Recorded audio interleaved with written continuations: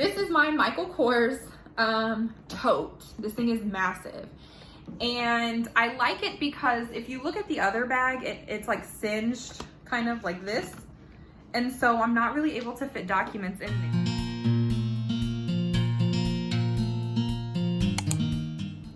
Hi, welcome to my channel. So if you would like to see what I keep in my notary bag, then keep watching. So I am new to being a notary signing agent, and because of that, I have been doing probably exactly what you're doing. Going on YouTube, Googling, asking friends, asking other notaries who you might know and saying, okay, what exactly do you keep in your notary bag? Or what should I take with me on my first signing? Or, oh my gosh, I can't find a bag to hold my files. And so because of that, hop on here and let you guys know what I do. Now, I did purchase a bag because I saw it on somebody's website and I was like, oh my gosh, that's such a cute bag. And it's so feminine. I love being, more feminine when I do things. And it was obviously a work bag. It has different compartments. So I'm just gonna show you the bag really quick. This is the bag, super cute, right? And you can see how wide it is. So it's able to hold all of your documents.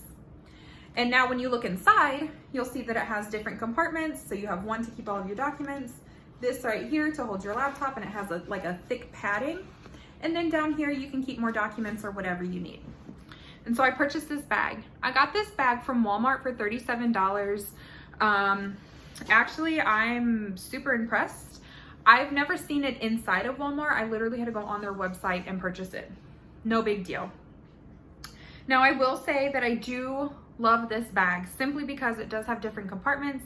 It's super easy for me to stay organized. It has a place for everything, my pens, computer, notebook, files, etc.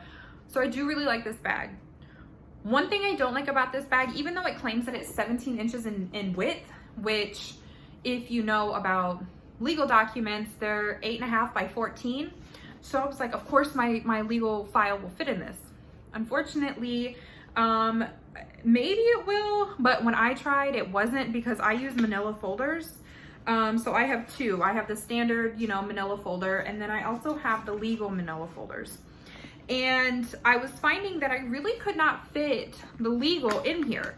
So I was like, okay, well now what? Now I need a bigger bag because I want to ensure that my documents are staying protected. So then I went on the hunt and I found this lovely, gorgeous black Michael Kors purse. It is upcycled. I got it at a resale shop who pretty much specialize in getting name brand purses and then selling them. So the quality is super amazing, always impeccable, looks brand new. So you ready to see my bag?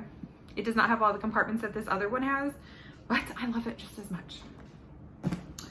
This is my Michael Kors tote. This thing is massive. And I like it because if you look at the other bag, it's like singed kind of like this. And so I'm not really able to fit documents in there. However, even though it does not have separate compartments, I can easily put a legal manila folder in this bag sideways with absolutely no issues. So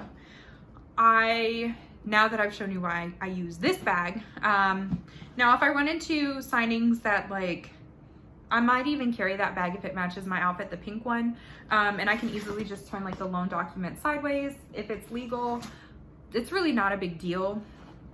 But I do like this because I really am able to carry everything all at once. So what exactly do I keep inside my bag in depth?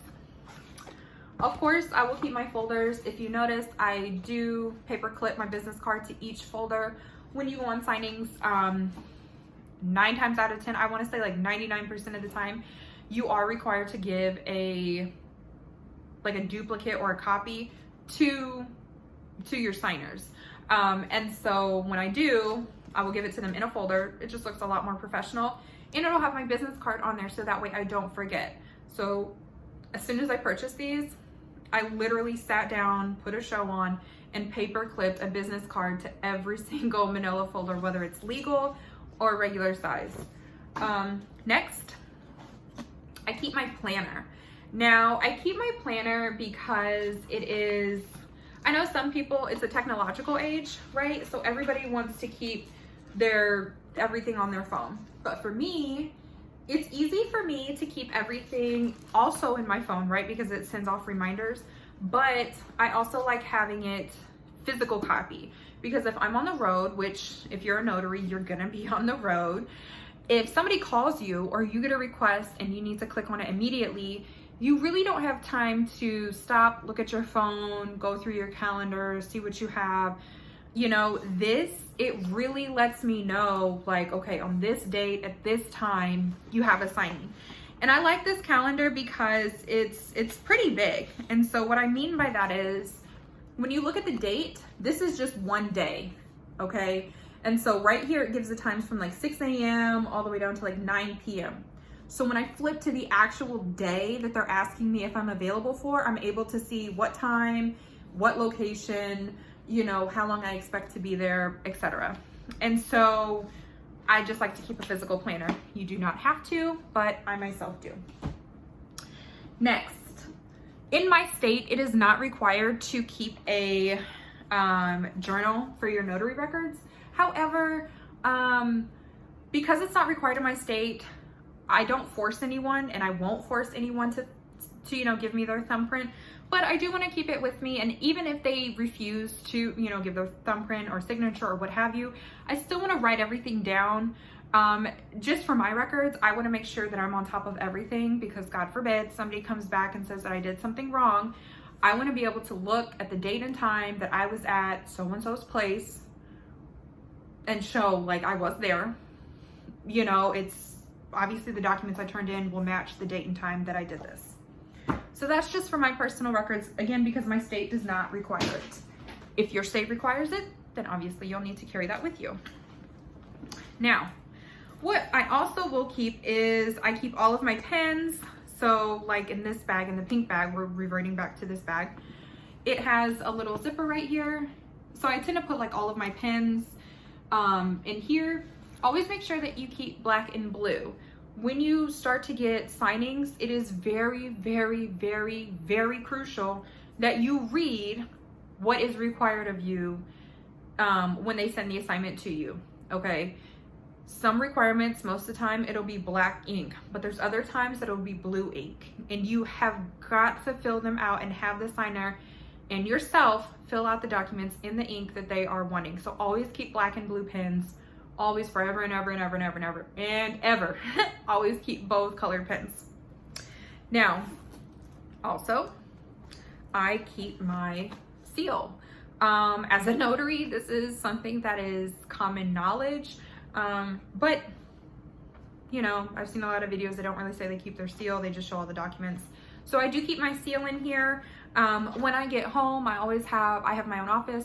So I always put my seal exactly where it belongs to ensure that I don't lose it for safety reasons.